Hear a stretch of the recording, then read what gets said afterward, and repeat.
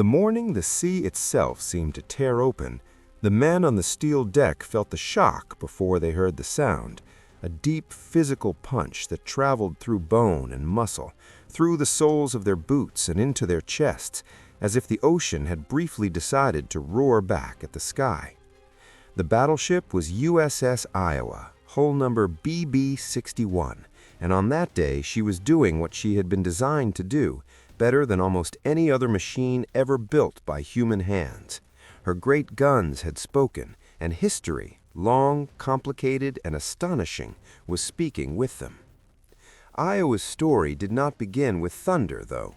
It began with pencil lines on drafting tables in Washington, D.C., during the uneasy years before the United States entered the Second World War. Naval planners knew the old rules of sea power were changing. Aircraft carriers were rising, submarines were becoming deadlier, but battleships still mattered, especially fast ones. The U.S. Navy wanted something unprecedented, a ship that could keep pace with carriers, survive enemy fire, and deliver devastating blows from over the horizon.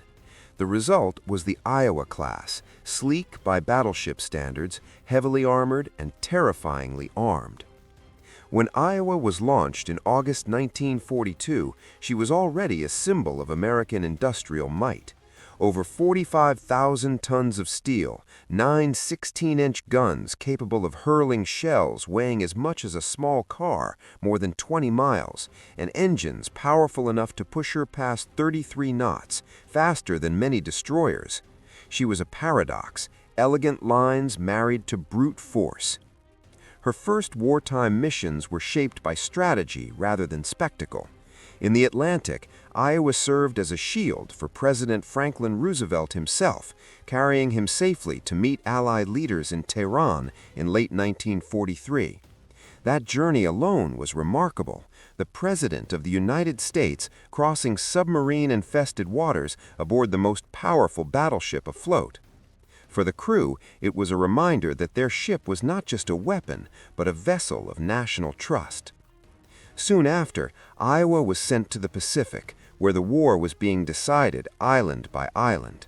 There, the battleship found her rhythm, escorting fast carrier task forces. While aircraft struck far ahead, Iowa and her sisters formed a moving fortress around them, bristling with anti-aircraft guns. The sky above the Pacific often filled with enemy planes, and the men on Iowa learned that survival depended on coordination, discipline, and speed.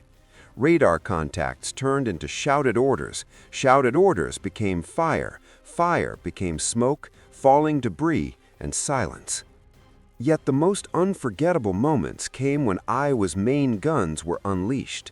Firing a full broadside was not simply loud, it was violent in a way few experiences could match.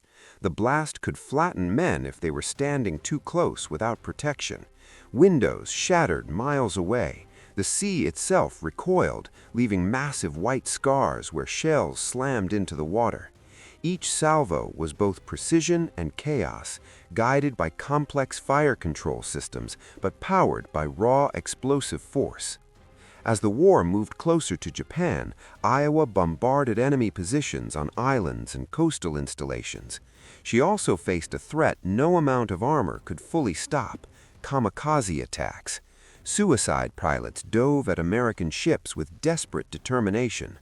Iowa's gunners fired until barrels glowed, weaving walls of steel and fire into the air. Many attackers were destroyed, some still got through elsewhere, reminding every sailor that modern war was no longer about ship-to-ship duels alone. When Japan surrendered in August 1945, Iowa was present in Tokyo Bay, a silent giant among the victorious fleet. Its guns were quiet, but its presence spoke volumes. For the men aboard, relief mixed with disbelief. They had survived something vast and terrible. They had seen the end of a war that reshaped the world. Peace, however, did not mean retirement. The Cold War arrived almost immediately, and the United States found new uses for old power. In 1950, war erupted on the Korean Peninsula, and Iowa was recommissioned. Once again, her guns thundered, this time against targets along the Korean coast. Mountains echoed with the sound of shells tearing into bunkers and rail lines. For soldiers fighting ashore, the arrival of a battleship offshore was like having a mountain that could strike back. Korea revealed something surprising. Battleships, once thought obsolete, were still devastatingly effective in certain roles. Iowa could deliver sustained, accurate fire in support of troops, day after day, in conditions where air power alone was not enough. Her presence forced enemy forces to disperse, hide, and adapt. After Korea, Iowa entered periods of reserve, slipping in and out of active service like a veteran called back when the world grew dangerous. By the 1980s, amid renewed Cold War tensions, she was modernized once more. Cruise missiles and advanced electronics were added, transforming a World War II giant into a hybrid of old and new warfare. It was astonishing to see a ship designed to fight battleships now carrying weapons meant for a nuclear age. Then came April 19, 1989, a day that would forever change Iowa's legacy. During a routine gunnery exercise off Puerto Rico, an explosion ripped through Turret 2, one of her forward gun houses. 47 sailors were killed instantly. The blast did not come from enemy fire, but from within. Shock and grief swept through the crew and the Navy as a whole. What followed was as complex and painful as any battle.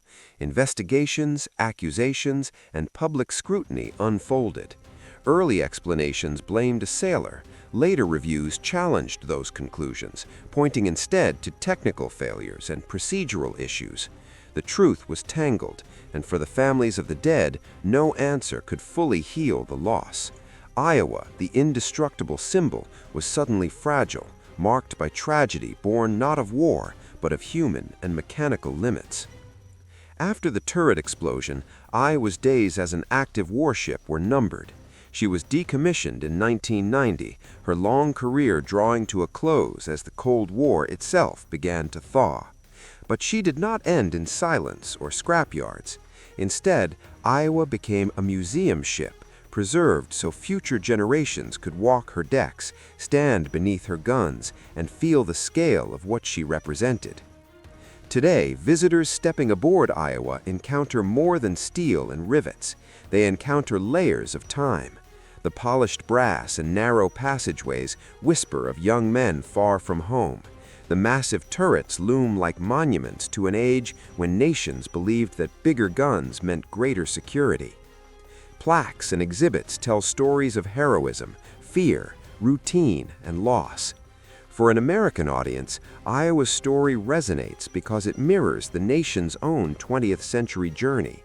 She was born from industrial ambition, tested by global war, adapted to ideological conflict, and scarred by internal tragedy. She carried a president, protected carriers, bombarded shores, and mourned her own crew. Few artifacts embody so many chapters of American history in one continuous form. Standing on her deck now, with the ocean calm and tourists taking photos, it's hard to imagine the moments when the sea exploded around her, when her guns tore the air apart, when men ran towards danger because it was their duty. Yet those moments are real, embedded in the steel. The astonishing truth of USS Iowa is not merely her power, but her endurance, not merely as a machine, but as a witness to the extremes of human conflict and cooperation. The thunder that once rolled from her guns has faded into memory, but the story continues, carried forward by those who listen, who read, and who understand that history is not distant. It is built, crewed, fired, and lived, sometimes at 33 knots, sometimes at the speed of grief, always moving forward through time.